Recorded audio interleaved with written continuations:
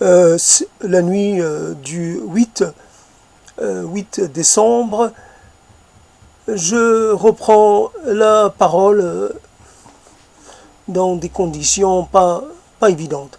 En tout cas, avant d'aller plus loin, je tiens à faire ce petit préliminaire, ce petit aparté. C'est quand? C'est pour quand? C'est quand? C'est quand que je vais partir? C'est quand? Pourquoi tu veux savoir quand c'est quand? Pourquoi tu veux savoir? Attends, c'est quand? C'est quand ça arrivera. Ça arrivera, quand ça arrivera, ça arrivera. À ce moment-là, tu sauras. Non, je veux savoir. Comme ça, je prendrai mes dispositions. Et c'est quand? Encore cette question, c'est quand la mort? C'est quand qu'elle va arriver? Ah ben si tu insistes, elle risque de se jouer de toi, tiens. Elle pourrait ne pas venir, tiens, elle te laisserait comme ça vieillir et, et vieillir jusqu'à tu n'en puisses plus. T'aimerais vieillir jusqu'à plus envie de continuer, t'aimerais devenir rien moins que rien, là, dans un coin, à implorer la mort comme ça. Non, mais je veux savoir quand même. Je veux savoir. Et pourquoi tu veux savoir? C'est une curiosité un peu malsaine. Mais non, ça n'a rien de malsain. C'est juste naturel, je veux savoir. S'il faut que je me hâte pas, est-ce que j'ai encore un peu de temps, est-ce que j'ai... C'est comme quand je vais faire un voyage, je veux savoir le temps qui me reste, comme ça je m'organise. Si j'ai suffisamment de temps, ben, je prends le temps de souffler un peu, puis je m'organise. Je fais le tri de mes affaires, ce que je vais prendre, ce que je ne vais pas prendre. Et puis voilà, je me prépare au voyage, surtout quand c'est un voyage pour très loin. Là, la mort, c'est aussi un voyage pour très très très loin. Pour vraiment un pays dont l'on n'en revient pas. Alors je veux savoir quand. Comme ça, vraiment, je prends mes précautions et je fais le tri dans mes choses et tout et tout. Finalement, ce quand, c'est quand, c'est dans combien de temps, c'est quand ça arrivera, c'est quand cela, quand ça arrivera, c'est que à ce moment-là, le quand sera ce moment-là. Quand ça arrivera, tu le sauras. Tu sauras que c'est le moment. J'ai pas réussi. Là, je voulais quelque chose comme ça, j'avais en tête. Quand j'ai entendu une question comme ça posée dans un spectacle, c'est quand? Et finalement, j'ai pas réussi à en tirer quelque chose, puisque ça fait déjà 20 minutes que je l'ai entendu, et il fallait de suite l'entreprendre. Évidemment, comme je suis déjà sous casque et les bouchons dans les oreilles, déjà, je ne suis pas totalement dans la meilleure des dispositions. Et puis je viens d'entendre quelque chose qui me déstabilise, on pourrait dire, dans un sens quelque peu, j'allais dire, non pas joyeux, je ne sais pas comment le dire. Hier, j'ai appris la mort de quelqu'un, aujourd'hui, le site s'excuse et dit qu'en fait il s'était trompé, il s'excuse auprès de l'intéressé, s'excuse auprès du public, ils se confondent en excuses, mais moi j'ai pris cela pour argent comptant. Littéralement, j'ai cru. Alors finalement, maintenant je me retrouve, je ne sais pas combien de temps réellement il reste à la personne. Mais a priori, elle n'est plus tellement très loin. Mais peut-être qu'il lui reste 1 an, 2 ans, 3 ans. C'est quand même quelque chose. Alors, ils l'ont tué hier, ils l'ont ressuscité aujourd'hui. Donc, ce qui fait que une partie de ce que j'ai dit, ou alors avant-hier, je ne sais plus. En tout cas, ça c'est arrivé il n'y a pas plus de 40 heures, on va dire. Donc,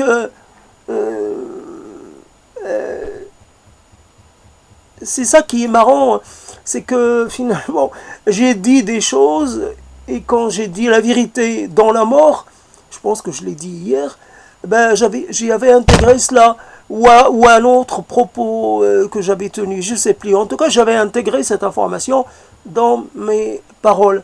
Maintenant, qu'est-ce que je dois dire? Je dois introduire un rectificatif. Je dois dire, tiens, là, je suis allé trop vite, j'ai pas attendu, j'aurais dû marquer un peu le temps de m'assurer réellement de la nouvelle. Surtout que je l'ai vu juste à un seul endroit, alors que j'aurais pu essayer de voir si elle n'est pas ailleurs. Mais voilà, ça c'est pas important. C'est juste, en fait, je suis tombé sur l'idée. Là, je voulais reprendre un peu la déclaration de faillite, inventaire. En fait, l'idée c'était inventaire, une vie, un inventaire.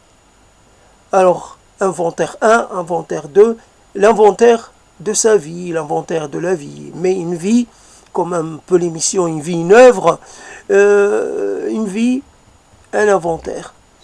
Et pour ce qui est de l'inventaire, je voulais en plus surtout me focaliser sur, d'abord, c'est ça qui m'est venu tout à l'heure à l'esprit, il y a quelques heures déjà, c'est en fait, c'est quoi une vie? C'est quoi une vie réussie, pour préciser? Ça tient à quoi? Non, bon, alors ça tient à quoi? Je ne sais plus, en tout cas j'ai déjà, ça fait quelques heures, donc j'ai oublié un peu la question. Et donc, ça tient à quoi une vie? On peut dire que ça tient à rien. Ça tient à rien. Une vie réussie, une vie pas réussie, ça tient à pas grand-chose. Il faut croire que finalement, souvent on dit voilà, les gens se partagent en fonction de leur appartenance sociale.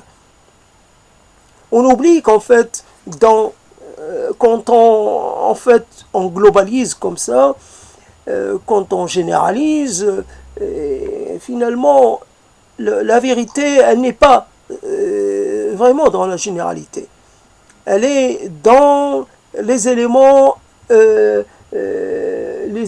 qui les constituant divers et très variés et multiples.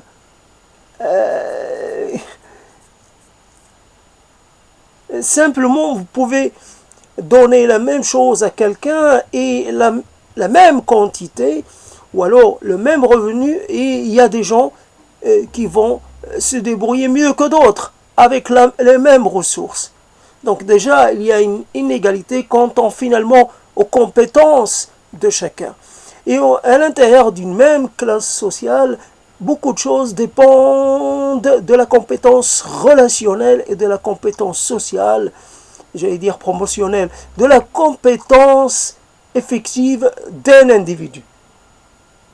La compétence, finalement, il y a la compétence, mais il y a aussi la capacité à générer de l'utile à soi. En fait, finalement, à aller vraiment chercher la chose qui vous convient. Souvent, vous faites une rencontre où vous êtes entouré de gens, et peut-être tous ces gens-là, finalement, soit vous ne les utilisez pas comme il faudrait, comme vous en avez besoin, ou alors ils n'ont pas les choses les éléments dont vous avez besoin. Alors les éléments, c'est quoi? Alors, comme beaucoup parlent d'algorithme, on va dire un algorithme, un théorème, il y a quelque chose qui permet de trouver, de résoudre un problème, de trouver une réponse. Ça me rappelle cette histoire, comme a priori j'étais pas bon en maths, mais c'est pas ma faute, c'est la faute à l'école et à la pédagogie et l'enseignement des maths. Après j'ai moi la différence entre ceux qui étaient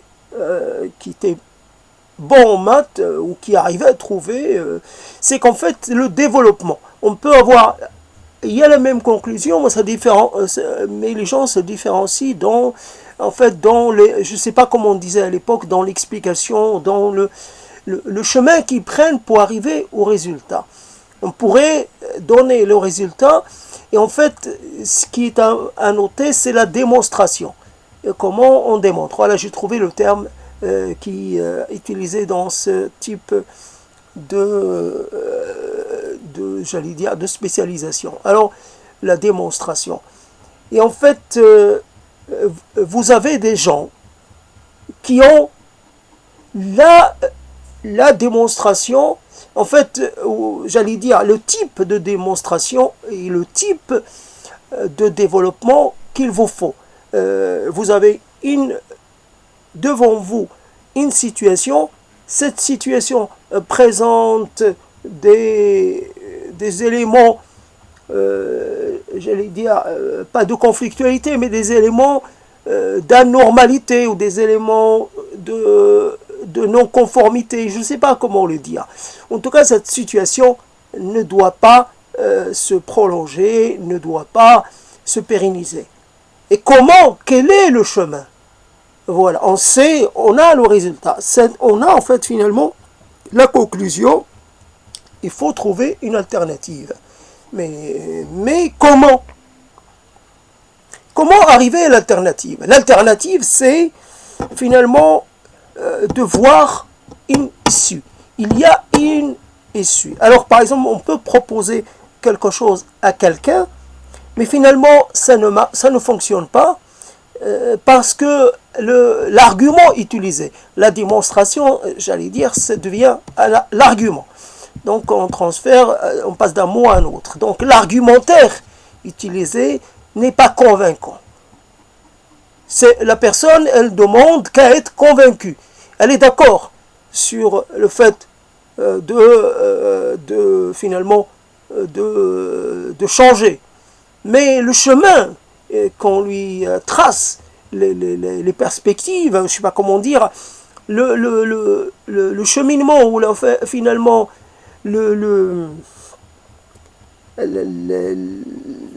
la méthodologie, etc., ça ne l'enthousiasme pas. Ça n'éveille pas en elle cette flamme qui reste éteinte. Il faut voilà. Donc finalement, vous avez des gens qui peuvent, alors je ne sais pas comment le dire, je me perds un peu dans mes mots, mais ce n'est pas le problème. Le problème, j'espère que c'est compréhensible. Le problème, c'est de trouver. Vous avez vis-à-vis de quelqu'un, vous avez quelque chose et vous la présentez comme ça, de façon un peu ramassée. Vous dites, j'ai fait quelque chose, j'ai arrêté quelque chose. Alors, normalement, il y a l'autre en face qui ne trouve rien à dire. Et finalement, il est là, il vous regarde, il reste muet. Et finalement, la chose va décider de l'orientation de votre vie, ou tout au moins une bonne partie de votre vie future. Je ne sais pas, ça va orienter les 20 ans ou les 30 ans à venir. Je tiens à dire, quand même à préciser, pour que cette histoire soit claire. Alors, qu'est-ce qui est en fait problématique qu'est-ce qui est désolant dans le fait de vieillir, c'est qu'on se rend compte, comme les gens d'aujourd'hui qui parlent. Alors, j'ai pensé à ce qui est arrivé, en fait à Bayrou, et cette histoire de permanent payé sur l'argent du Parlement européen. Ça me rappelle une autre histoire qui a failli arrêter l'avenir politique ou la carrière politique de Jospin et Strauss-Kahn, etc. Il y a des choses comme ça qui vous échappent. Vous êtes dans un contexte, vous avez des permanents, vous devez quand même les salarier, alors vous utilisez des subterfuges, vous rusez. Ils ne font pas le travail pour lequel ils sont payés, ils font un autre travail. Et c'est quelque part un dévoiement de la chose publique. C'est une tricherie. Alors, quand on triche, on risque un jour de le payer.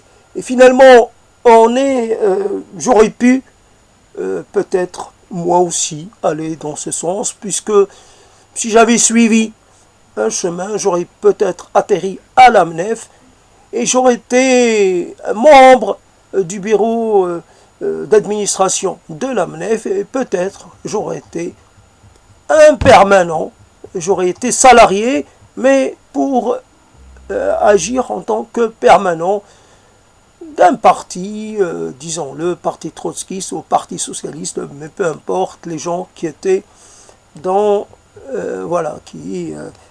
et quand on sait que Jospin est un ancien trotskiste, il y a là quelque chose. Mais j'arrête là, parce que finalement, cette partie de la chose, et je dis une chose que je trouve importante, c'est qu'en fait j'aurais dû faire d'un sens politique, mais je ne sais pas ce qui s'est passé. Je ne me l'explique pas moi-même. Mais j'ai eu l'occasion de pouvoir me racheter. J'ai rencontré quelqu'un, par hasard, tout seul, dans une file d'attente pour aller manger. J'ai parlé avec une personne, il se trouve que cette personne était seule. À l'époque, il n'y avait pas... Les gens pouvaient être seuls à la faculté, etc. Et c'était une occasion de faire des rencontres en attendant d'arriver finalement à se servir. Et après, les gens qui se parlent, c'est le premier pas. Ils peuvent aller manger ensemble, et on a mangé ensemble, et on a fait connaissance. Ce n'est pas allé très loin, mais en tout cas, elle était à la faculté, mais elle avait pour projet d'aller en Sciences Po. C'est ce qu'elle a fait. Moi, je suis allé me documenter, mais je n'ai pas donné suite à l'IEP. Après, elle a continué. Elle est l'ambassadrice de France dans un pays oriental que je ne nommerai pas. Elle est l'ambassadrice d'un pays qui n'est pas un pays central, mais qui est un pays qui compte de par sa position stratégique, de par ses ressources, voilà, pas de par sa population, ni de par son étendue géographique, mais il compte. C'est pas un pays qui remue beaucoup, genre le Qatar ou genre les Émirats Arabes Unis. C'est un pays plutôt qui a un rôle un peu d'intermédiaire entre, je ne sais pas si vous voyez la situation des relations entre les pays du Golfe et la crise qui a secoué le Conseil du Golfe, etc. il y a 2 ans et quelques. La crise qui n'est toujours pas résorbée, mais peut-être qu'elle est en voie de règlement. En tout cas, cette personne, c'est vrai qu'elle n'est pas ambassadrice en Russie, pas ambassadrice en Inde, ni en Chine, ni... elle est dans un pays qui, stratégiquement parlant, n'est pas des premiers. Elle n'est pas non plus... Elle est un peu... comment dire, elle est un peu, j'allais dire, elle est un peu comme un pays qui ne fait pas trop parler de lui, Et par définition, au niveau diplomatique non plus, donc voilà. À part que c'est un pays qui a compté à un moment donné, qui a été à l'origine d'événements graves et qui ont nécessité la coalisation de nombreux pays pour mener une guerre assez dramatique, il faut le dire. Alors voilà, donc finalement, et on est, quand on n'est pas nourri avec quelque chose de par son environnement premier, après on cherche sa place. Et Dieu sait que des milliards de gens sont à la recherche d'une place quelque part. Beaucoup de gens sont bloqués dans un métier formel, informel, peu importe, dans des métiers qui ne leur plaisent pas. Ils font dans la survie, tout simplement. N'empêche que ces gens-là, s'ils avaient eu l'opportunité, auraient été capables d'assimiler les éléments nécessaires pour exercer un métier honorable. L'occasion ne leur a pas été donnée. On les retrouve un peu dans un certain nombre de pays, remplissant les rues, exposant des choses, vivant de façon assez précaire. Voilà, donc je fais partie d'un peuple des précaires qui constitue la majorité de l'humanité. Et le peuple de ceux qui n'ont pas eu la possibilité de s'illustrer dans quelque chose qui puisse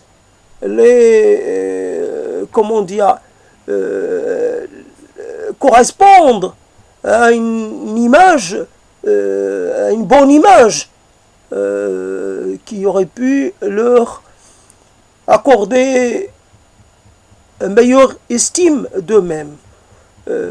Voilà, donc on compte pas. On n'a pas de poids, on compte pas, on est voilà, comme le concept de la majorité silencieuse, on est la majorité un peu dédaignée.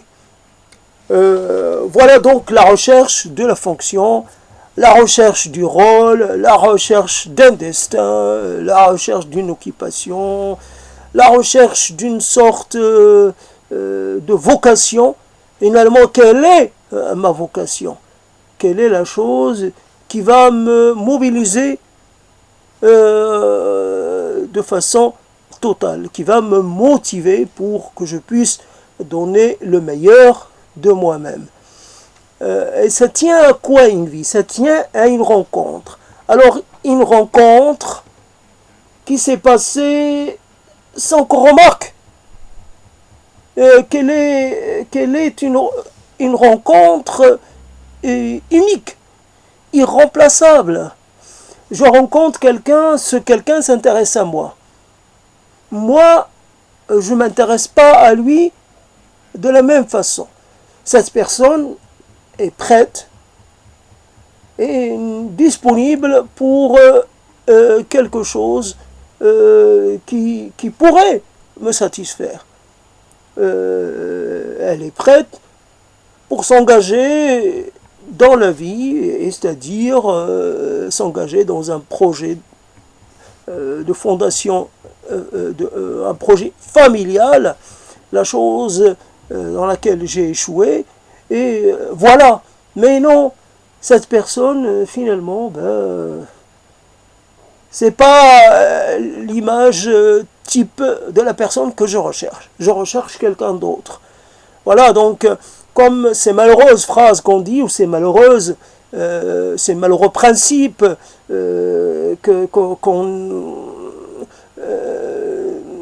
qu'on applique dans plein de situations, mon idée à moi, ma façon de voir les choses, Il y a de là, à partir de là, il y a aussi des phrases donc malheureuses. On dit des choses, des sentences malheureuses. Ça, cette chose, je la refuse. Cette chose, je la refuse. Je reviens quand même sur Bayrou. Bayrou qui a essayé, qui est resté je ne sais pas combien d'heures, beaucoup d'heures, dans le bureau du juge, qui a essayé de démontrer en quoi il n'avait pas fauté. Il n'a pas réussi à convaincre le magistrat et il a été mis en cause. Alors, en accusation, il a été... Ce qui fait quelque chose d'assez grave. Il n'est pas condamné, mais il est quand même dans une situation assez délicate. Et voilà la chose. Alors, on ne voit pas toujours les conséquences, soit de nos actes, soit de notre distraction, de notre nonchalance, ou de notre manque de j'allais dire, de perspicacité. Il y a quelque chose qui est en train de se passer devant mes yeux. J'y assiste.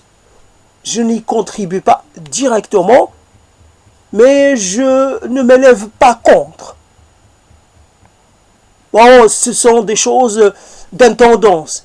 Ce sont là des choses dont moi je ne m'occupe pas. Moi je suis un grand homme, je ne m'occupe pas. Mais en attendant, ça pourrait toujours un jour se retourner, puisque c'est quelque chose qui finalement va,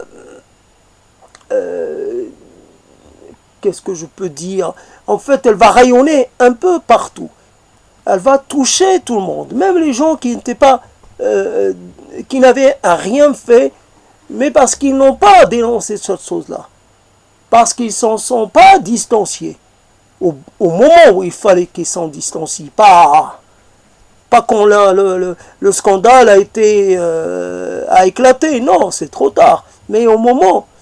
Donc finalement, c'est juste ces arrangements qu'on fait, ou ces yeux qu'on ferme, voilà, donc il y a souvent, bien entendu, ça peut être le contraire, on s'implique dans quelque chose, on n'arrête pas de dire ceci, je suis contre, je m'y oppose. Il ne s'agit pas toujours, rarement, d'événements vraiment cruciaux. Nous jouons toujours à De Gaulle qui a dit non aux décisions prises par Pétain à l'armistice, je ne sais pas comment on appelle, le fait de cesser la guerre contre l'Allemagne, je ne sais pas comment on l'a appelé, mais en tout cas, il n'a pas déposé les armes.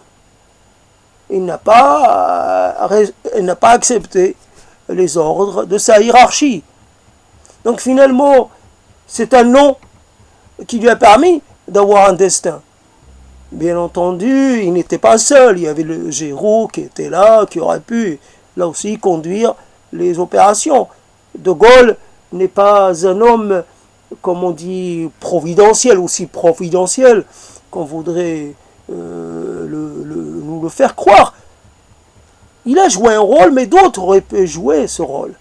Parce que de toutes les façons, la résistance se serait organisée autour, de toutes les façons, et peut-être elle se serait organisée autour d'un autre homme. Bien entendu, De Gaulle, c'est avec cette particule, et De Gaulle, et puis grand, et puis la voix, et puis une stature, etc. Ça aide, et puis il a son passé de militaire, un passé d'officiers qui avaient proposé des choses qui n'ont pas été prises en compte, des réformes au niveau peut-être de la stratégie, au niveau de la composition, je ne sais pas, l'adoption de telle ou telle stratégie militaire. Il y a un livre qu'il a écrit donc, avant la guerre, dans lequel il préconisait de suivre certaines orientations, soit de quelque chose. Alors évidemment, il n'a pas été suivi, ce qui fait que l'armée française s'est finalement c'est fait facilement, a priori facilement, relativement facilement. C'est fait un peu, je ne sais pas si elle a été défaite dans des batailles, vraiment très grandes batailles, ou si elle a été enfoncée. C'est-à-dire qu'on a dispersé un peu l'armée, qu'on a empêché son organisation, on l'a empêché d'agir de façon efficace. On l'a pas... bah, c'est le passé, donc c'est pas nécessaire vraiment de le présenter de la façon la plus vraisemblable ou la plus conforme aux événements. C'est le passé, on n'y peut rien. Donc c'est pas la peine de... En tout cas, voilà. Donc finalement, après, moi je me rappelle d'un nom, un Nehru, dit par Thatcher, je crois. Donc il y a des noms. Bien sûr, Thatcher, c'est pas qu'un nom. D'ailleurs, on voit finalement, il y a des noms, même dits par des gens importants, ben, finalement, qui ne sont pas si, avec le temps, ils perdent de leur caractère solennel ou de leur caractère disruptif ou de leur caractère un peu unique. Ou alors de leur caractère, comment dire, de leur... ben finalement, la Grande-Bretagne qui s'est toujours tenue à l'écart, qui a cherché à vraiment à garder une singularité à l'intérieur de l'Union européenne, etc. Toujours, on a été un peu on a un peu été trop conciliant avec Thatcher, ce qui fait que là on a en face de nous le Brexit qui est en fait finalement la conclusion terminale de toute cette affaire. L'Angleterre a toujours cherché à se maintenir à l'écart et on voit par exemple, je sais pas, on voit que de cette contradiction, il y a quelque chose qui est, une décision qui a été prise par... finalement, on peut se demander, on peut se poser la question. Mitterrand qui a essayé finalement d'avoir les pays d'Europe orientale pour un peu les sortir de l'influence russe, pour les avoir du côté de l'Europe occidentale, les a fait intégrer de façon peut-être un peu précipitée dans la grande famille européenne. Et finalement, une chose qui a motivé le Brexit, c'est les travailleurs originaires de l'Europe de l'Est. Alors, voilà le problème. Et donc finalement, on a gagné d'un côté, mais on a perdu un élément de poids. La sortie de la Grande-Bretagne est quand même une catastrophe finalement pour tout le monde, mais un affaiblissement quand même de l'Europe, même si la Grande-Bretagne jouait un jeu un peu, à tout le moins, un jeu pas très clair, un double jeu ou un triple jeu, je ne sais pas comment dire. Voilà donc finalement un double jeu dans sa proximité avec les USA, dans sa sphère d'influence, le Commonwealth, et peut-être un quadruple jeu, qui sait quoi d'autre. Donc finalement, donc Mitterrand, s'il devait voir un peu où on est la situation actuelle, il réviserait peut-être ses projets ou et donc on va qu'est-ce que je voulais dire, en fait j'ai oublié cette affaire.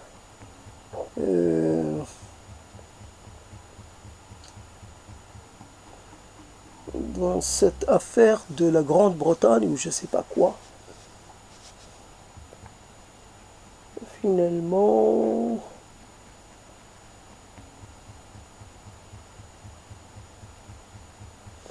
bon j'ai oublié. En tout cas je développe, je sais pas pourquoi je le fais.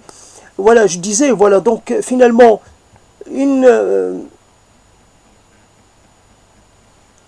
gens ordinaires ont aussi une histoire. Ce n'est pas la grande histoire, c'est leur histoire. Ce n'est pas non plus une petite histoire, mais c'est une histoire à l'échelle. Et ils ont aussi leurs moments où ils font preuve, j'allais dire, ils prennent des positions, quelquefois de façon très tranchée. Et c'est le côté tranché qui est problématique. Après vient le temps de finalement du bilan, de l'appréciation des choses. Avec le temps, je peux dire que finalement cette chose-là m'a profité, cette chose-là plutôt m'a défavorisé. Je peux dire que, mais en tout cas, la précipitation, la rapidité, toujours la rapidité dans la prise de position. Si, par exemple, je suis attaqué, évidemment, je peux apprendre à éviter les coups, pas à les rendre, juste à les éviter. Finalement, dans certaines situations, je peux aussi pratiquer la fuite. Dans une situation où j'ai la pression, où je dois finalement émettre un avis, je prends quand même le temps. Je demande du temps. Je demande un sursis. Je demande 24 heures, 48 heures, 36 heures, peu importe. Je demande. Et je vais exposer mon cas auprès d'autres gens qui ne sont pas concernés. Et je pourrais le développer avec eux, le présenter devant eux et essayer finalement de voir s'il n'y a pas des éléments que j'aurais pu oublier, si je n'ai pas quelque chose à dire, ou si il y a des rectifications, des repositionnements, il y a quelque chose s'il y a quelque chose. Alors après,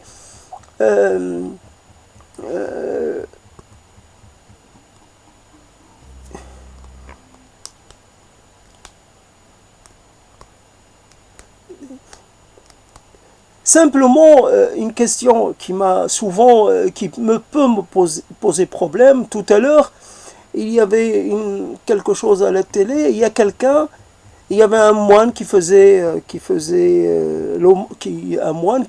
demandait l'aumône et quelqu'un lui a mis de l'argent. Alors le moine, c'est particulier. Mais en général, quand vous avez quelqu'un, quand j'étais petit, je voyais quelqu'un arriver le vendredi devant la mosquée. Et en fait, il avait préparé son coup. Il donnait une petite pièce à chaque mendiant qui attendait. Finalement, la question qu'on peut se poser, est-ce que ça aurait pas été plus intéressant de donner la totalité à une seule personne nécessiteuse plutôt que finalement de la partager avec tout le monde, ce qui fait que finalement ça appauvrit sa capacité à apporter un soulagement.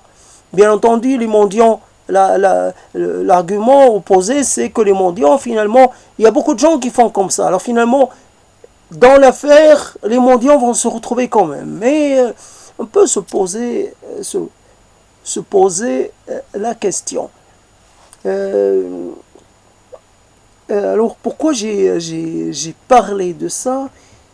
Finalement, dans chaque acte, finalement, il y a la possibilité de l'envisager différemment. Chaque acte, chaque parole, chaque jugement, chaque sentence, toutes les choses qui finalement peuvent prendre un caractère de définitivité. C'est définitif.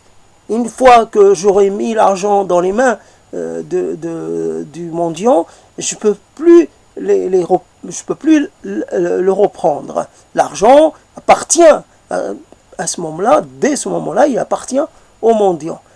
Donc, finalement, aussi l'effet de la dispersion. On peut là aussi en retirer cet enseignement, la dispersion de l'effort. Quand on ne se focalise pas sur une chose et qu'on essaie en fait finalement de faire énormément de choses en même temps. Alors la vie d'aujourd'hui vous offre la possibilité de vous spécialiser à outrance. À outrance. Mais il y a des gens qui refusent cela, qui ont pour but, pour ambition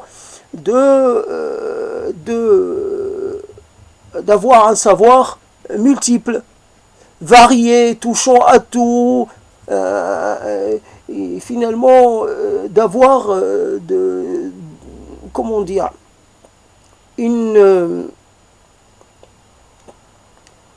tout sauf une forme presque, je dirais, d'autisme, d'enfermement sur soi. Je n'ai pas à m'occuper toute ma vie d'un secteur et finalement oublier le reste.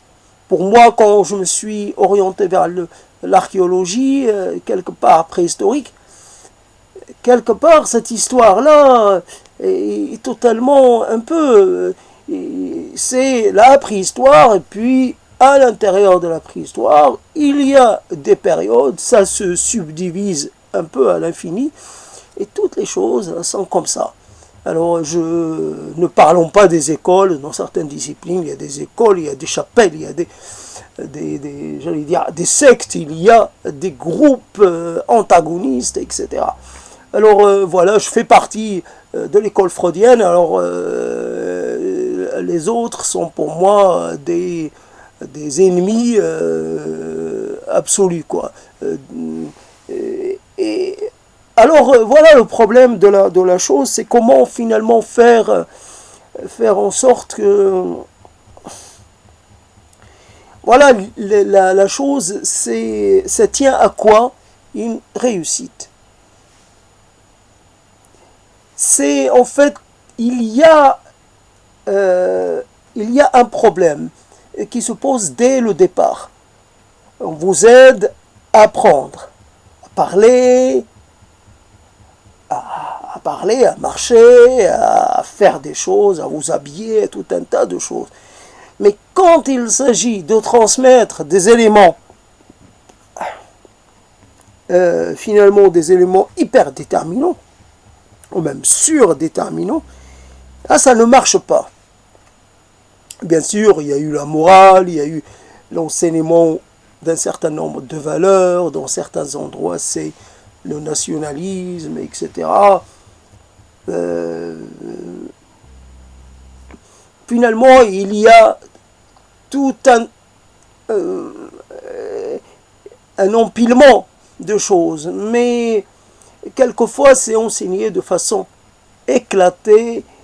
Bien entendu, ça marche jusqu'à un certain point quand on vous met dans la tête que vous appartenez à un pays, à un territoire, que ce territoire a une histoire qui est évidemment, ce territoire est le plus beau et son histoire est évidemment la plus prestigieuse. Bah, ça marche. Donc vous apprenez finalement à vous définir à partir de ce territoire.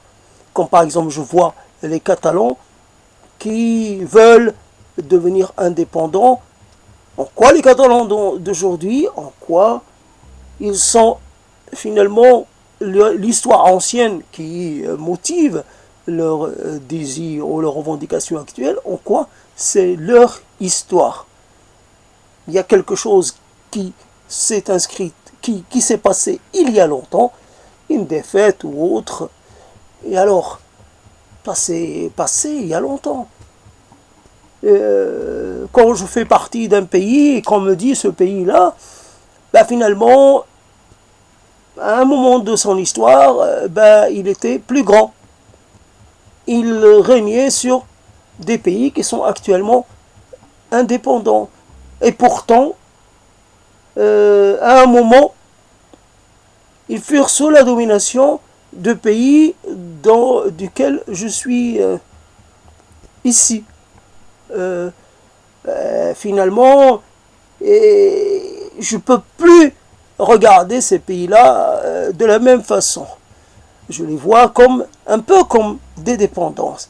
J'ai une vision un peu, j'allais dire, ouais, quelque part, vous pouvez toujours dire ce que vous voulez, mais je sais qu'à un moment, c'était comme ça et pas l'inverse. Mais en quoi ça me regarde à moi? En quoi ça devrait interférer dans mes choix ou dans mes opinions à moi? Et pourtant, ça contamine, ça migre et ça contamine. Voilà le problème, ça vous contamine et ça vous marque. Bien sûr, en dehors de ces éléments-là, qui sont pour moi des éléments qui s'inscrivent en négatif, c'est des choses qui n'ont pas d'intérêt, aucun intérêt. Après le reste, c'est comment finalement, bien entendu, ça se complique. Ça se complique très vite. Parce que finalement, vous êtes quelque part dans un pays, dans un territoire qui finalement, il admet un fonctionnement inégalitaire. Obligatoirement, les chances,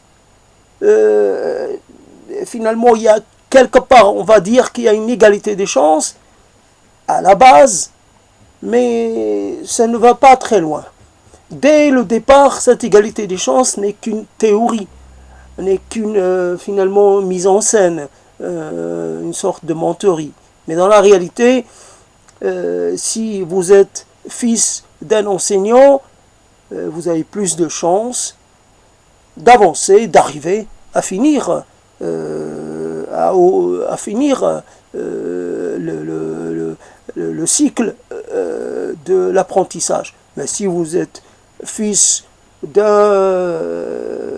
quelqu'un de manuel, quelqu'un qui finalement ne sait pas comment s'adresser à vous, comment vous transmettre, un peu comment vous encourager, comment vous parler, comment s'adresser à vous, comment vous expliquer ce que c'est que le chemin de l'école, le chemin de la réussite par l'école, parce qu'il n'est pas passé par cette étape-là. Quand vous manquez de cela, et après il y a plein de choses qui se rajoutent à ça. Et c'est sans fin. Donc il y a cette chose qui est donc une inégalité, quoi qu'il arrive, quoi qu'on puisse dire, c'est une inégalité. Il y a une inégalité, j'allais dire, un peu de naissance. Il y a quelqu'un qui saisit mieux qu'un autre. Alors là, je contredis ce que j'avais dit sur la pédagogie des maths. Je peux dire que il y a quelqu'un qui est plus non pas discipliné, mais plus dans la rigueur qu'un autre. Je ne sais pas comment ça se passe, il y a quelqu'un qui n'est pas organisé, qui finalement se disperse. Et il a du mal à rassembler ses idées, il a du mal à finir ce qu'il commence, il a du mal finalement à être comme il faut dans dans cette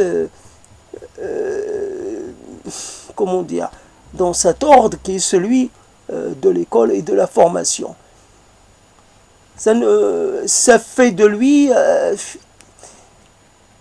il y a l'école finalement ce qu'elle veut, c'est uniformiser. Et peut-être dès le départ, nous ne sommes pas seulement membres d'une classe, nous sommes des individus. Et chaque individu peut-être aurait peut-être une compétence, ou une appétence, ou un don particulier. Comment finalement offrir cette possibilité aux 7 milliards de gens qu'il y a sur Terre? Alors, on doit je ne sais pas combien il y a de métiers, combien il y a de formations, mais sûrement pas plus que 50 000 options ou quelque chose dans ce genre. Alors vous devez faire, à un moment, vous devenez ingénieur dans le bâtiment. C'était pas vraiment, vous avez été conduit à devenir ingénieur dans le bâtiment et après, vous allez faire ça jusqu'à la fin de votre vie professionnelle. C'est presque assuré. Mais finalement, vous êtes un intellectuel, l'autre est un manuel, après toutes les subdivisions, hiérarchisation chez les manuels et puis chez les intellectuels. Bien sûr, la formation est quelque chose d'assez complexe, et elle est de plus en plus complexe, et ça demande à ce que les gens se spécialisent. Si on est dans une branche, évidemment, il faut aller le plus loin possible, parce que c'est comme ça qu'on peut arriver à produire quelque chose, à un résultat innovant. C'est comme ça qu'on arrive, par exemple, à obtenir une avancée, qu'elle soit dans le domaine biologique, dans le domaine technique, dans le domaine logiciel, peu importe. Il y a donc c'est beaucoup d'années, mais aussi il faut presque un peu obliger des gens à aller vers des secteurs parce qu'on a besoin d'une quantité de gens qui se réservent ou qui s'orientent vers une formation. Après, on a besoin d'une quantité, une certaine quantité pour pouvoir assurer la continuité de cette orientation. Après, le problème est toujours il y a beaucoup de gens qui finalement étaient allés de façon assez décidée vers quelque part, puis finalement ils se retrouvent à changer totalement. Il y a des gens, on pourrait dire, la collectivité a investi beaucoup pour leur formation ou dans leur formation. Finalement ils décident de tout arrêter. Il devient par exemple des manuels ou il devient des choses comme ça. Alors ils reprennent une formation, ils se reforment et alors je sais pas, il y a là quelque chose qui n'a pas abouti. Il y a là alors on ne les a pas détectés au début, on n'a pas vu qu'ils étaient là un peu contre leur souhait, ou contre leur volonté profonde. Ils étaient poussés, je sais pas, un professeur, un membre de leur entourage les a un peu orientés malgré eux, ou alors ils ont accompagné, je sais pas, peut-être qu'ils avaient un ami qu'ils ont accompagné, ils n'ont pas voulu se séparer, ils ont continué un peu dans la même orientation, et finalement, après, ils réalisent qu'ils ne sont pas à leur aise dans l'emploi qu'ils occupent, alors ils laissent tout tomber, comme on dit, ils reprennent, ils changent totalement de vie et totalement d'occupation. Voilà, donc, et finalement, il y aurait énormément de choses à dire. Alors l'inventaire, c'est comme qui dirait, si on peut revenir sur l'histoire et dire, voilà, le traité de Versailles fut une catastrophe. Les Alliés qui avaient gagné contre l'Allemagne, par exemple, et ses alliés, contre les forces de l'Axe, si mes informations sont bonnes. En tout cas, finalement, le prix de cette victoire, finalement, le prix, on a été très lourd. On a tué des millions de gens. Et finalement, comme on dit, il faut savoir finir. Finalement, j'allais dire, il faut savoir finir une grève. Non, la France et ses alliés un peu ont obtenu des dommagements, ont obtenu des réparations de guerre, etc. Mais finalement, après, ils vont perdre beaucoup, plus que ce qu'ils avaient finalement pu obtenir. Je me rappelle du wagon qui a servi à la signature de l'armistice, qui a été utilisé par le chancelier allemand pour, évidemment, pour signer l'armistice, mais cette fois-ci de la partie adverse. Finalement, voilà une revanche. Il fallait plutôt, comme on dit, il ne faut pas humilier la personne à terre, il ne faut pas humilier le vaincu, pas trop l'humilier, parce que autrement on lui donne un peu la motivation pour essayer de se venger, d'obtenir une revanche. Et alors, dans cet aspect-là, sur le coup, les gens qui étaient là, ils étaient contents. Les dédommagements obtenus dans la région du Ruhr, par exemple, par la France, etc., le minerai, etc., ben finalement, c'était pas si... puisque la France, à cause de cette guerre, a perdu sa place comme puissance de premier plan, parce qu'elle a été défaite. Elle a été défaite dans son territoire et finalement dans le cœur de son empire. Alors Paris a été prise, etc. On sait, c'est une humiliation que finalement la défaite des nazis ne peut pas effacer. C'est une humiliation qui va rester là. Après, voilà donc finalement, encore là, l'histoire, la grande histoire, peut rencontrer la petite histoire, et finalement, on obtient une victoire. Cette victoire, finalement, va accoucher d'une grande défaite. Voilà, là, j'ai gagné, mais je ne sais pas réellement si j'ai gagné ou pas.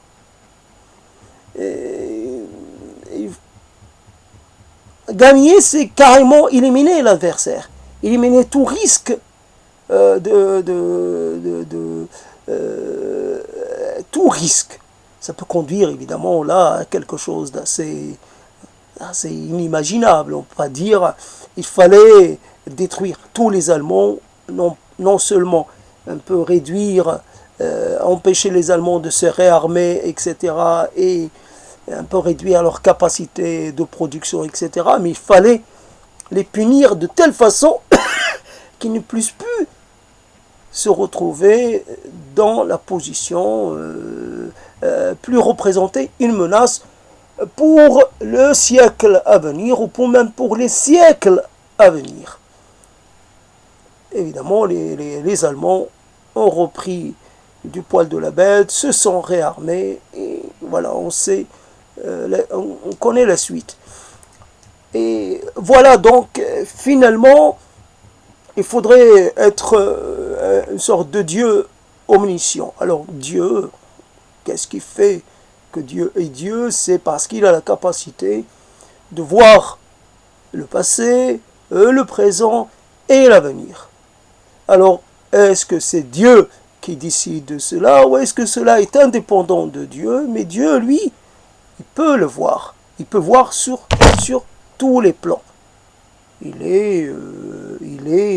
a cette capacité-là, ce pouvoir-là, parce que c'est Dieu. Dieu, finalement, il aurait ou il a tous les pouvoirs. Et nous, en tant qu'individus, ce qu'on ne pourrait avoir, finalement, c'est la chose dont je voulais parler, c'est cette mémoire générationnelle, cette transmission intergénérationnelle et quelque chose comme ça. En dehors des romans nationaux, en dehors d'un certain nombre de valeurs, etc. Il faudrait transmettre. Alors, qu'est-ce que j'ai de plus important? Au lieu que ce soit des choses qui arrivent comme ça, de façon un peu sporadique, ça arrive quand ça arrive. Alors je te raconte un bout de ma vie, mais ça va pas plus loin. Je te raconte une petite anecdote. Non, il faudrait que ça soit beaucoup plus structuré, sous forme. Voilà ce que j'ai appris de la vie à l'âge de 20 ans, à l'âge de 35 ans, à l'âge de 50 ans. Voilà.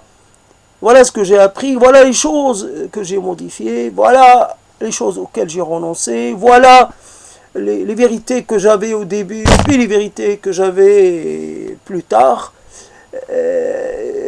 Voilà.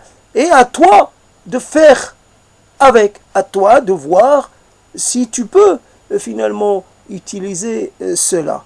Donc on a bien sûr, on a le symbole de 20 ans, ce chiffre rond, mais peu importe, on peut avoir commencé à faire des conneries à partir de 22 ans ou 23 ans, moins de 3 ans et demi, mais finalement on peut avoir commencé, c'est pas une histoire à 20 ans, voilà, on peut dire à 20 ans, ça y est, maintenant, je suis grand et je peux faire ce que je veux. Peut-être qu'on peut faire ce qui nous plaît, ou ce qui nous plairait, mais peut-être pendant 3 mois.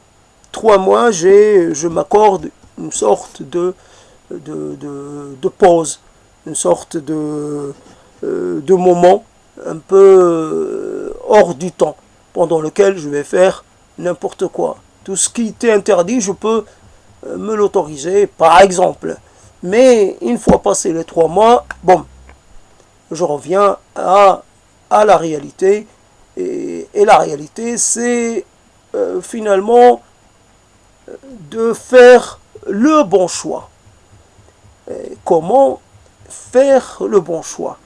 Et c'est là où en fait le problème qui se pose, c'est que les gens, le bon choix, il est déjà préconditionné.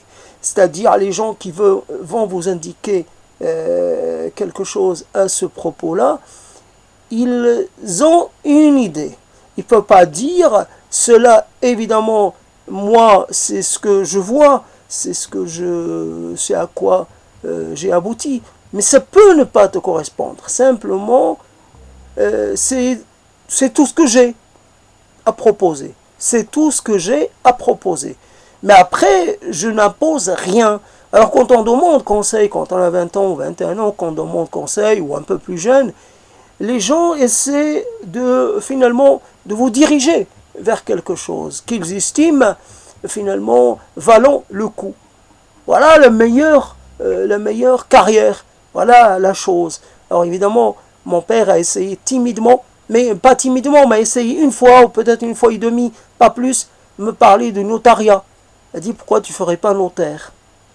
Bien sûr, quelque chose, comme je n'ai pas réellement une image séduisante de ce métier.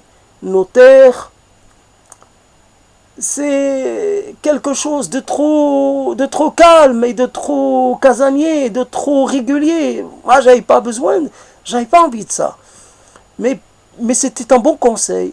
Mais un conseil sorti de rien, du néant. Il n'était accompagné de rien.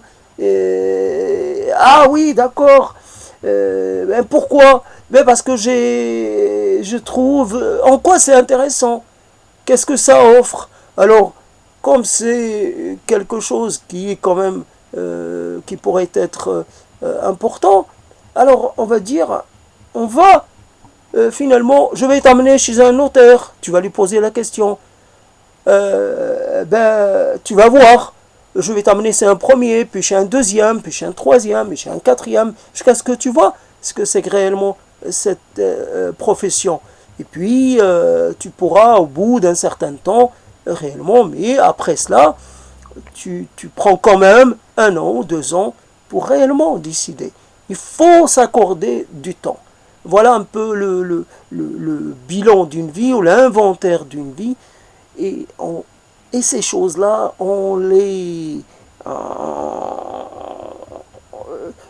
comment on appelle ce travail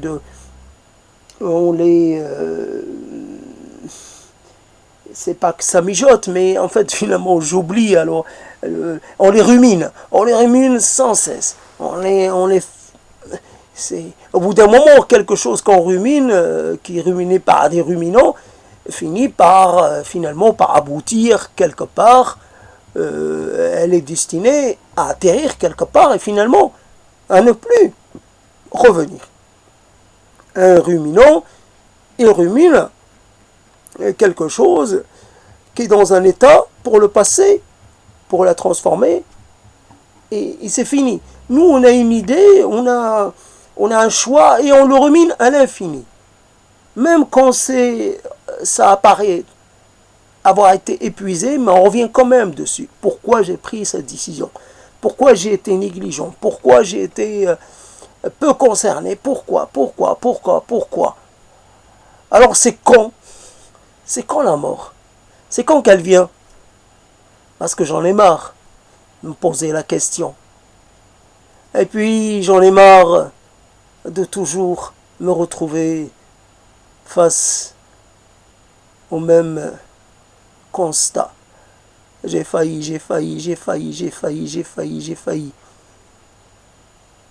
J'ai pas failli réussir, j'ai failli tout court. Mais c'est quand? C'est quand le moment?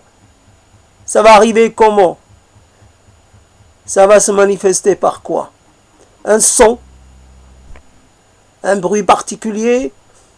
Une odeur? Un parfum quelconque? Ou par un changement de pression dans l'air? Comment je vais ressentir cela? Comment je vais savoir? Les cloches sonnent. Il est l'heure de se lever. Il est l'heure de quitter son lit pour aller ailleurs. Ou je dormirai pour l'éternité. Je ne me poserai plus de questions. Je ne me fouetterai plus. Je ne me reprocherai plus rien.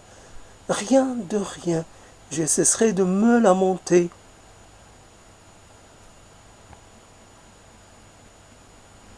Ouais, il y a quelque chose comme ça un jour que j'avais envie d'appeler, je l'ai retrouvé, le mur des lamentations. En fait, évidemment, j'ai voulu transposer cela, le mur des lamentations. Je ne l'ai pas fait, mais j'aurais bien voulu faire un mur des lamentations. Alors le mur des lamentations, un peu paradoxalement, c'est peut-être fait pour pleurer, pour se lamenter, mais c'est aussi pour émettre des souhaits. Alors on met un petit papier dans lequel on demande, on fait une prière. Alors pour moi, un mur de lamentation, c'est là où on vient pour finalement pleurer la perte de quelque chose. Alors il joue un double rôle, il est en même temps le constat de quelque chose qui a été perdu, mais aussi le lieu d'où peut renaître l'espoir. Un peu contradictoire tout de même cette situation. Et on veut pleurer et en même temps, au bout d'un moment, sécher ses larmes et se remettre debout et reprendre un peu la marcher, reprendre vie, reprendre son destin en main. Voilà un peu la chose, comme on peut la dire ou ne pas la dire. En tout cas, cette histoire est vraiment toujours très particulière, très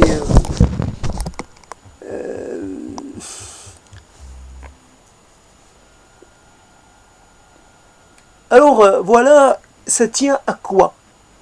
Ça tient quelquefois, ça tient à peu. Et alors le moment, par exemple, dans certaines préparations, qu'elles soient culinaires ou qu'elles soient... par exemple, vous avez une préparation. vous mettez des choses très différentes. Alors vous avez la mer, ou peut-être plus le sucré, vous pouvez mélanger. Mais si par malheur, vous mettez trop d'un ingrédient, vous avez déjà mis 5 ou 6 ingrédients, 6 éléments qui parfument, pas ingrédients mais des choses qui parfument. Vous essayez de les combiner, vous mettez de la cannelle, vous en mettez, enfin, par exemple, c'est pas la cannelle, vous mettez quelque chose qui va avec le cumin, par exemple, vous dosez cumin avec autre chose et avec autre chose, et peut-être avec de l'ail, de l'oignon et choses comme ça. Bien sûr, l'oignon, on ne le sent pas trop. L'ail, là aussi, le cumin, ça dépend aussi de sa fraîcheur, mais en tout cas, le cumin peut agir. Et bien sûr, il y a des parfums, il y a des épices qui sont plus, finalement sont plus monopolistiques ou plus que le cumin. Si vous mettez trop de poivre, c'est le poivre qui va ressortir. Le cumin, il va être un peu, va être minoré. Mais par contre, si vous mettez trop de sel, vos ingrédients, vos épices, les 5 ou les 6, ou peu importe, elles vont être neutralisées par le goût du sel. Vous pouvez finalement avoir pris de bonnes décisions, plein de bonnes décisions, mais une décision, parce qu'elle a un caractère, j'allais dire, un caractère hégémonique, parce qu'elle a un pouvoir de nuisance, et ça y est, elle va saloper tout le reste. Et une seule décision, comme par exemple une parole, ou un jugement, ou une prise d'opposition, que vous pouvez dire devant quelqu'un, et cette position, cette chose-là un peu trop forte, trop singulière, trop partisane ou trop subjective, finalement elle va marquer la personne et elle va déterminer son rapport avec vous, tout le reste de votre vie. Il y a des gens, j'imagine des gens qui m'ont laissé tomber parce qu'à un moment j'ai dit quelque chose de très fort qui les a marqués. Quand ils veulent revenir vers moi, ils se souviennent de cela. Ils disent non, il est trop. Bien sûr, on pourrait dire, oui, le sel, voilà la chose, le sel est indispensable, mais quelquefois on peut avoir des problèmes parce que on ne peut pas le supporter, mais sans sel, la plupart des préparations ne sont pas satisfaisantes. Mais il vaut mieux quelque part une vie dans laquelle il manque quelque chose, plutôt qu'une vie, plutôt que pas assez, plutôt que rien. Il y a des repas, si on met trop de sel, on est obligé de les jeter. On ne peut plus les consommer. Donc finalement, voilà la chose. Une série, une décision, ou quelque chose qui va agir plus que tout le reste. Voilà, donc ça tient à quoi ça tient? Ou alors, comme on pourrait parler des traumatismes, qu'on pourrait un peu généraliser cela à plein de choses. Il y a quelqu'un qui m'avait un jour traité de connard et je ne sais pas pourquoi. Alors ce connard, il sonne, il revient quelquefois. Il s'active pour revenir finalement me dire non, tu ne feras pas de geste. Tu renonces à cette personne parce qu'elle t'a dit ça. N'était pas mérité. Cette insulte n'était pas méritée. Et finalement, on peut, dans un rapport comme ça, multiple et très varié avec quelqu'un, on peut commettre comment on dit, est-ce que j'ai le bon, je sais pas si je dis le bon mot, il y a des même, c'est pas, je peux avoir enregistré un mot, mais finalement ne plus être sûr. Alors je dis le mot qui m'est venu sur la langue, après s'il n'est pas le bon, c'est pas grave. Donc finalement, j'entends encore cette chose-là. Mais il n'y a pas eu que ça, il y a eu d'autres choses. Alors finalement,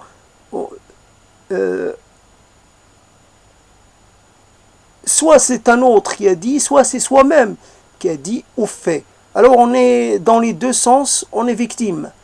On se prive de quelqu'un, quelqu'un se prive de nous, parce qu'il y a eu des moments comme ça d'excès, des moments d'agissement incompréhensible, des moments voilà, et je te pardonnerai jamais. Tout au long de ma vie, je te pardonnerai jamais. J'aurai toujours ça. Alors évidemment, il y a toujours moyen de réduire un peu l'impact de cela en allant demander à la personne de s'expliquer. Et finalement, ce qu'on voudrait, c'est que la personne retire ce qu'elle a dit et retire. Et finalement, on s'excuse, mais une excuse ne suffit pas. Quand quelque chose a été active pendant longtemps, qui est resté là, toujours un peu endormi, mais jamais complètement. Ça reste un peu, ça reste endormi, mais pas totalement assoupi. Ça dort d'un œil. Alors quelquefois ça revient et on ne sait pas exactement pourquoi ça revient, mais j'entends le mot connard. Et simplement quand on manque un peu de cette maîtrise, de cet art oratoire, puisqu'il s'agit d'une sorte d'art oratoire, comment répondre? C'est celui qui est qui le dit. C'est lui qui le dit qui est. Ou quelque chose dans ce genre. On peut dire, le connard c'est toi. Non, je ne suis pas un connard, c'est toi le connard. Simplement, ça renverse. On n'apprend pas à renverser. Alors, ça me donne l'occasion de revenir sur les jeux de rôle. Bien sûr, l'adulte qu'on a connu, les adultes qu'on a connus, c'est toujours les adultes qui nous ont un peu déçus et qu'on aurait voulu qu'ils se comportassent différemment. Alors, un jeu de rôle. Un jeu de rôle, c'est-à-dire comment apprendre à se défendre vis-à-vis d'une attaque. Retourner, c'est-à-dire, comme on dit dans les self-défense, retourner la force de l'assaillant contre lui-même, même quand on n'est pas prêt. Et c'est ça, être prêt, c'est-à-dire s'être exercé. Il y a des agressions contre lesquelles on n'est pas entraîné, on n'est pas préparé. Ça arrive comme ça, paf, c'est comme ça. Dans cette grande, finalement, arène, voilà, il se passe beaucoup de choses. Alors, les adultes, qui sont finalement ceux qui vous donnent les clés du monde, avec d'autres évidemment, mais ils vous en donnent quand même pas mal, finalement, ils ne vous préparent pas à tout. Alors, on ne sait pas ce qui leur a manqué, pour qu'ils prennent sur eux. Ils disent que même cette chose, évidemment, il y a toujours la peur. Alors dans ce type de relation dans laquelle il faut toujours essayer de maintenir l'autre un peu sous l'autorité. Il faut toujours garder une autorité sur le petit parce que il risque, si on lui donne l'occasion, il risque de devenir incontrôlable, il risque d'échapper à notre autorité. C'était complètement idiot, puisque finalement il n'y a pas de risque, puisque d'office il y a une dépendance. Cette dépendance est ressentie, est éprouvée par le descendant. Il sait ce qu'il doit à son géniteur, il sait ce qu'il doit à son protecteur ou à sa protectrice. Il sait, il ne renonce jamais à cette relation de dépendance. Mais il veut avoir un peu, finalement, il veut un peu progresser dans la relation, d'une relation dans laquelle il est totalement indépendant et totalement inféodé. Il veut passer à une relation où il aurait le sentiment qu'il a le droit de dire et de contester finalement quelque chose, une décision ou un point de vue, s'il estime qu'il y a matière à contester. Mais dans ce jeu, tu dis, je te conteste, tu peux me contester aussi. C'est un jeu sans fin. Personne finalement n'a la possibilité d'avoir le mot qui tue. Il n'y a que Dieu, là, évidemment, que l'absolu, qui est évidemment Dieu, qui est capable, justement, de faire cela, ou d'agir comme cela. Un être humain, il est toujours, finalement, il peut se rendre compte à chaque fois que finalement, il a manqué de quelque chose. Dans le jugement qu'il a prononcé, il lui a manqué un peu plus de justesse, un peu plus de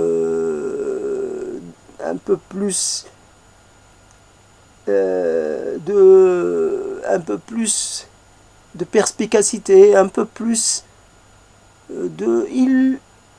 et c'est comme ça, on passe sa vie finalement à courir derrière l'action la plus efficace, la plus parfaite, le mot le mieux composé, le mieux voilà. Donc je sais pas, ça fait toujours parler toujours un problème. Ça reste jamais évident. Dès qu'on arrête un peu, quand on parle pour la première fois de la journée dans ce dispositif-là, et qu'en plus on a des bouchons dans les oreilles, et qu'en plus on ne se sent pas bien, parce que pour des tas de raisons.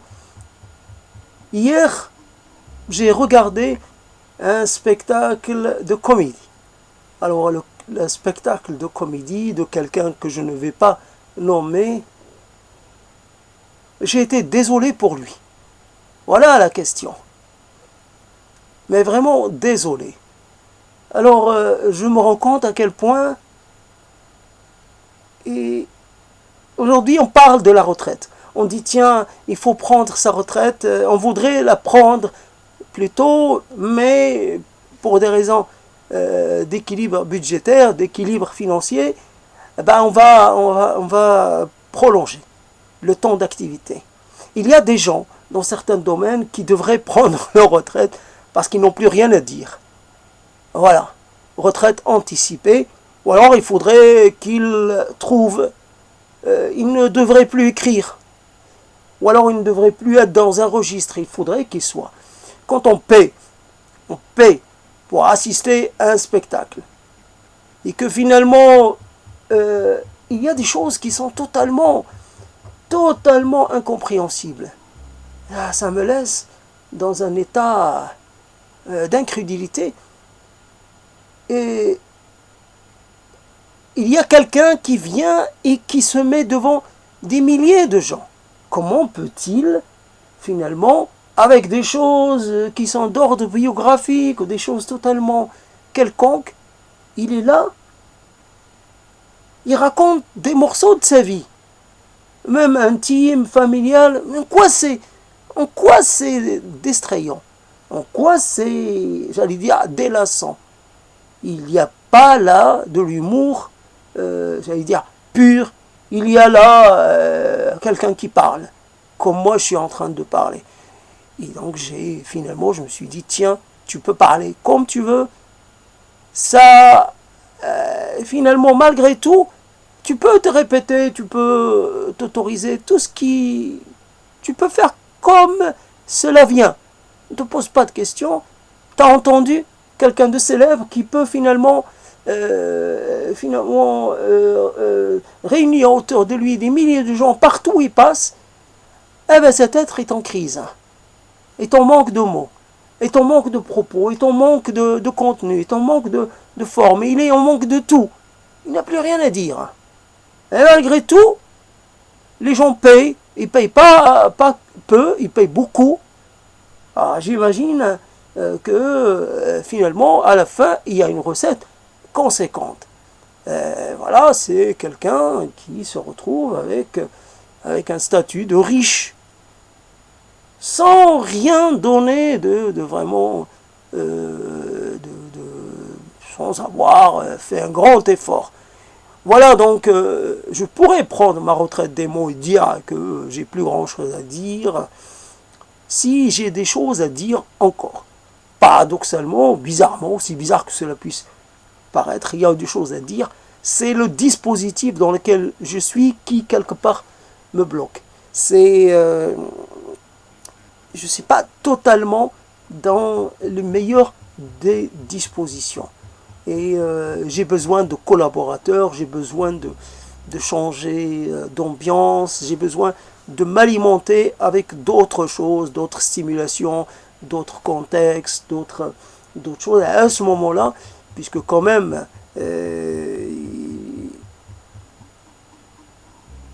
il y a toujours quelque chose qu'on laisse de côté.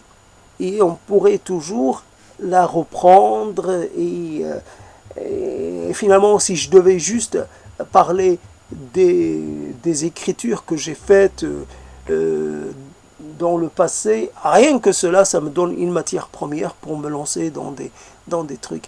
Mais voilà, donc l'inventaire ou l'inventaire d'une vie, finalement, c'est quelque chose qui ne se fait que très doucement. Alors évidemment, comme le souhait qu'on peut avoir, ce n'est plus pour soi-même. On sait que finalement, moi ou quelqu'un de mon âge, les choses sont... La messe est dite.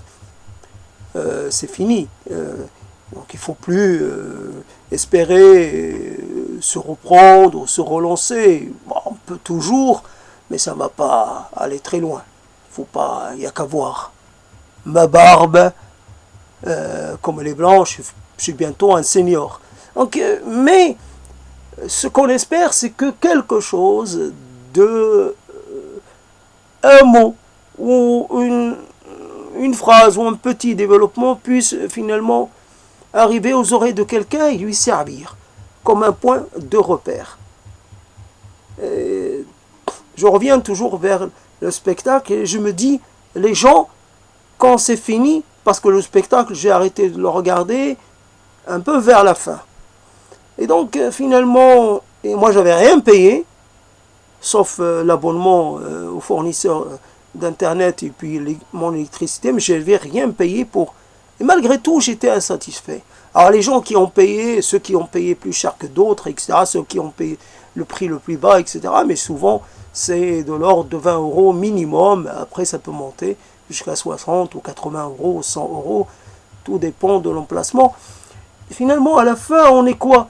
On est désolé pour l'animateur, on est un peu furieux, on s'estime avoir été floué parce qu'on a passé du temps finalement.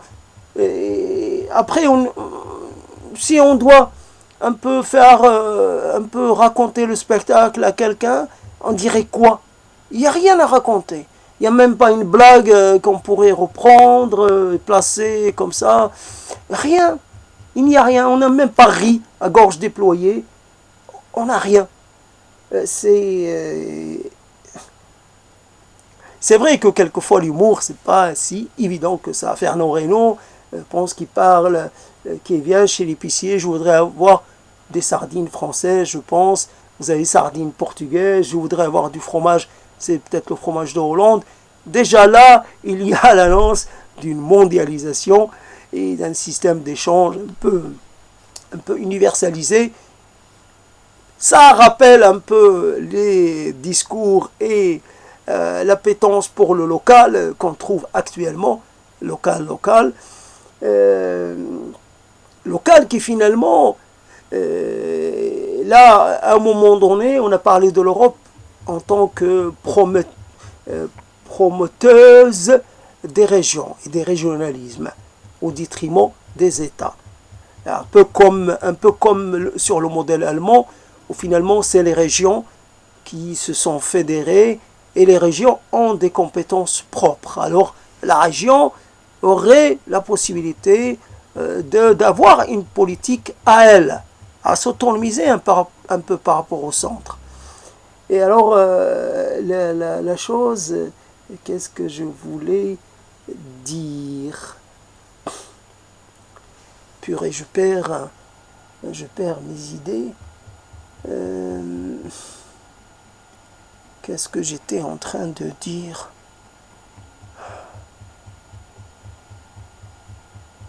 En tout cas, vous pouvez compléter à ma place puisque j'ai oublié.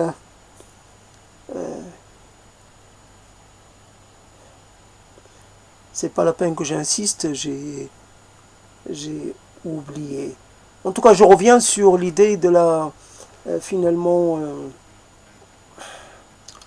zut, j'ai un besoin physiologique, je ne sais pas si ça qui influence, ou alors je suis dans un état où je perds ma concentration, et puis évidemment je dis des choses.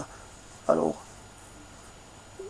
je parlais de cette personne qui faisait un spectacle, un drôle de spectacle, oui, je parlais du localisme, qui serait le localisme, en fait, là aussi, une forme d'anti-européanisme, puisque il fonctionnerait encore un registre encore plus réduit que la région.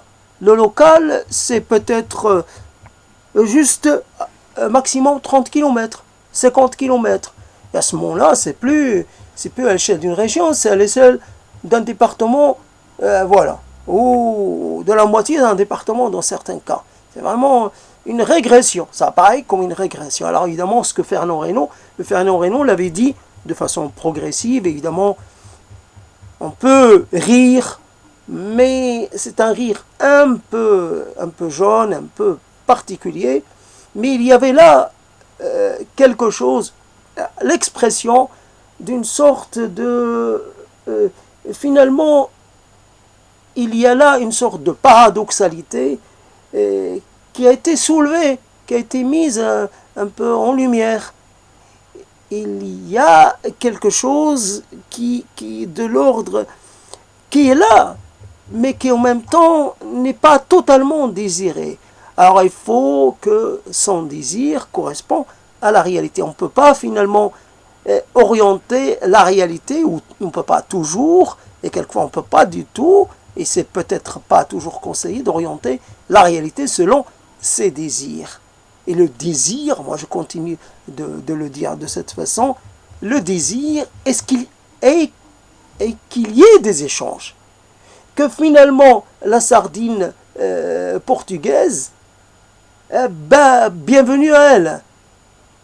Pas obligatoirement la sardine bretonne. D'ailleurs, peut-être que la sardine portugaise, c'est elle finalement qui migre et qui monte jusqu'en Bretagne. C'est peut-être la même sardine, il n'y a pas à dire. La sardine, elle ne connaît pas les frontières, elle a une autre carte en tête. Et après, évidemment, là où on la prend, on lui met des papiers d'identité, mais finalement, on a un nationalisme. Et finalement, la sardine, elle s'en fout, elle, de ses affaires. Ses affaires d'hommes. Mais l'échange, il faut qu'il soit un peu, qu'il y ait un peu de l'égalité, que l'échange ne défavorise aucun participant dans l'opération. Il faut qu'il y ait un peu que chacun puisse y trouver un bénéfice acceptable. Échanger, c'est toujours finalement dépendre de l'autre, et j'ai besoin de toi, et c'est ce qui fait que je vais vers toi, que j'entame les démarches pour me rapprocher de toi. J'ai réalisé, évidemment, une conclusion, une sorte ça peut participer à l'inventaire. Je me rappelle quand j'étais sur le marché de la vie, que j'étais en relation avec beaucoup de gens. Une partie de la motivation, ce qui faisait que la relation se faisait, et c'était le besoin. Les gens avaient besoin de ceci, de cela, beaucoup de besoins. Ce qui finalement nous poussait les uns à aller vers les autres. J'ai besoin de parler de certaines choses, j'ai besoin d'un service, j'ai besoin, etc. Aujourd'hui, quand nos besoins finalement sont remplis, j'ai besoin d'argent, mais c'est l'État. Quand je suis dans une situation de précarité, c'est l'État quand même qui se charge de me donner le minimum pour vivre. Alors je dépends de personne. Je n'ai pas besoin d'aller vers quelqu'un pour lui demander de me prêter 10 euros ou 20 euros jusqu'à la fin du mois. Après, si j'ai besoin, j'ai tout ce qu'il me faut chez moi. Donc j'ai pas besoin. J'ai mon internet, j'ai mon ordinateur. Tout, finalement, voilà. Donc, si j'avais besoin, j'avais toujours, par exemple, d'un ustensile, j'aurais été, ou le sel, comme ça peut arriver quelquefois, comme il y avait des gens qui utilisaient ça comme prétexte. Un garçon voit une fille qui habite à côté de lui, ou des choses comme ça, il va frapper chez elle, est-ce que vous auriez du sel? On ne peut pas imaginer une cuisine dans laquelle il n'y a pas de sel. Et pourtant, c'est un prétexte. C'est un prétexte qui passe. On ne peut pas refuser du sel à quelqu'un, parce que le sel coûte peu, et puis quand même, ça, il ne demande pas beaucoup, il demande du sel. On en a toujours en quantité. En fait, évidemment, ce n'est qu'une sorte de mise en scène. C'est une sorte de... et au besoin d'un outil quelque part. C'est ce besoin, j'ai besoin de toi, et le besoin, en fait, finalement, il va dans les deux sens. Je te prends ça et je te donne ça en échange. Je te prends tes sardines portugaises, mais en échange, je vais placer quelque chose à moi. Parce que fondamentalement, j'ai peut-être, moi, plus de compétences à produire une certaine chose. Tout dépend. L'échange, finalement, il va au-delà du simple, de répondre aux simples besoins économiques, etc. L'échange, et finalement, c'est ce qui maintient le désir de l'autre, le désir pour l'autre ouvert. C'est parce que si j'ai besoin pour mes comment dire, j'ai des besoins que je ne peux pas satisfaire seul. Je suis un être incomplet. Et cette situation, cette identité d'incomplet qui me force, je suis incomplet à tous les sens du terme. J'ai besoin de me compléter par une unité d'abord, et puis par quelque chose de plus grand que l'unité. J'ai des besoins variés, j'ai besoin de quelqu'un, et après j'ai besoin de beaucoup. Je ne peux pas m'unir à une unité et puis dire le reste, je m'en fiche. Non, j'ai besoin du reste. J'ai besoin de 10, 20, 30 personnes autour de moi pour répondre à mes divers besoins. Et puis moi, en échange, évidemment, c'est un échange. Je donne, je reçois, je voilà. Simplement, je peux peut-être quelquefois perdre un peu dans cette opération. Mais souvent, c'est infime. On ne fait pas attention. Vous allez chez quelqu'un, il vous offre quelque chose qui est bon marché, vous n'allez pas le lui reprocher, vous n'allez pas... Ce qui compte, c'est le geste. Après, on peut... Si réellement on a les moyens, eh ben, on amène quelque chose à cette personne, on la partage avec elle.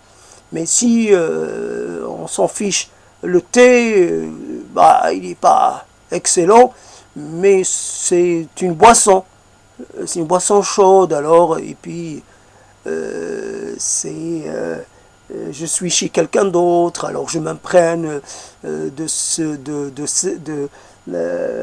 l'ambiance qu'il y a chez lui, puis je l'écoute parler, puis je regarde comment il vit. Ça me fait un divertissement, ça me fait un point de comparaison, ça me donne quelque chose à raconter à quelqu'un d'autre. Ça m'apprend toujours quelque chose. Alors il y a énormément de leçons qu'on doit aller rechercher chez les autres.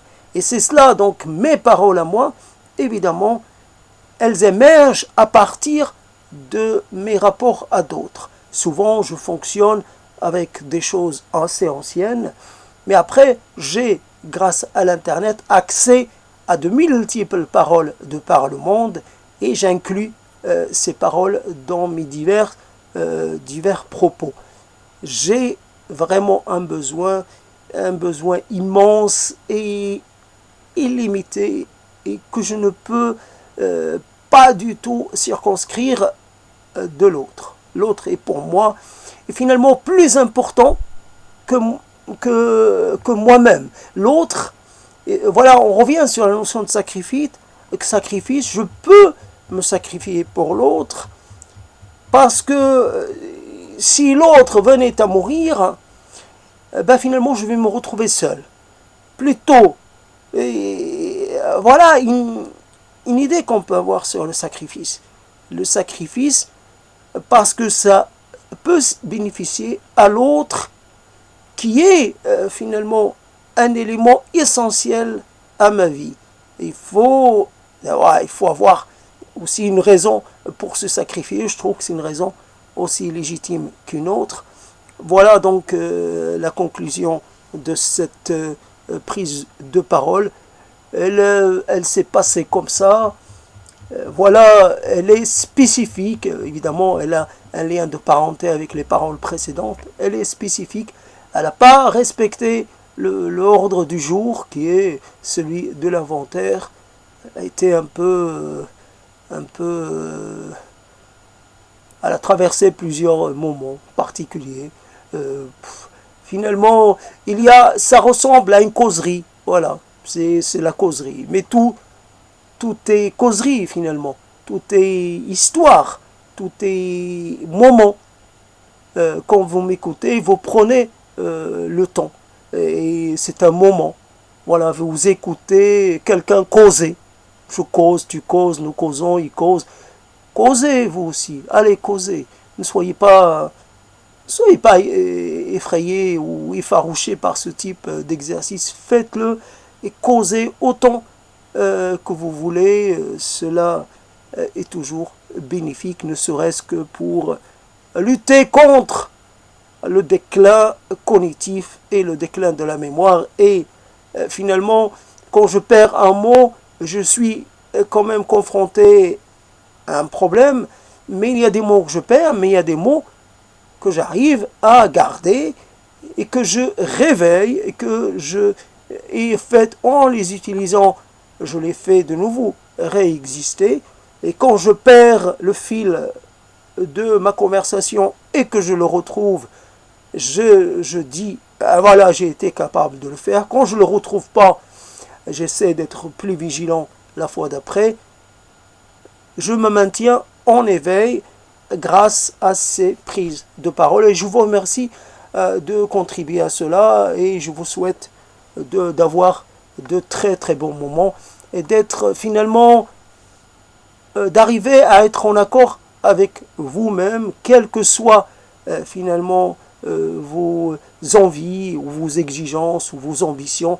C'est qu'à un moment vous arrivez à vous sentir quelque part, parce que tout cela n'est jamais finalement parfait, mais d'être dans un certain sens satisfait de vous-même, parce que cela, on sait que cela est transitoire, mais à un moment, il faut finalement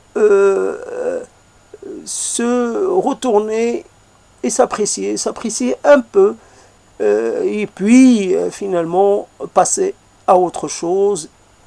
Un défi ça veut dire d'atteindre, on passe à un autre défi, on progresse comme cela. Quand on fait de l'exploration en soi, on se rend compte que cela est une langue, finalement, est une langue, j'allais dire, épopée. C'est finalement un périple qui a besoin de temps. Mais quand on fait, par exemple, un développement qu'on trouve relativement satisfaisant, on doit être content de soi parce qu'on a créé quelque chose de sympathique, de mignon. C'est mignon, c'est joli. Et quand on a aussi une belle idée, on doit s'apprécier, pouvoir s'apprécier, et finalement, mais avec mesure, et pas trop se déprécier quand cela n'est pas utile, parce qu'on peut se déprécier, mais prendre cela comme une hypothèse de travail, hypothèse de départ, comme une sorte d'émulation. Ça vous donne envie, vous trouvez que vous avez été pas très à la hauteur, et vous allez essayer de prendre votre revanche sur vous-même ou sur quelqu'un. Vous allez essayer finalement de demander une plus grande efficacité, une meilleure compréhension des choses, et voilà, ça vous pousse à demander, à exiger de vous-même quelque chose de mieux abouti et mieux réalisé. À très bientôt et merci pour le temps que vous avez passé à m'écouter.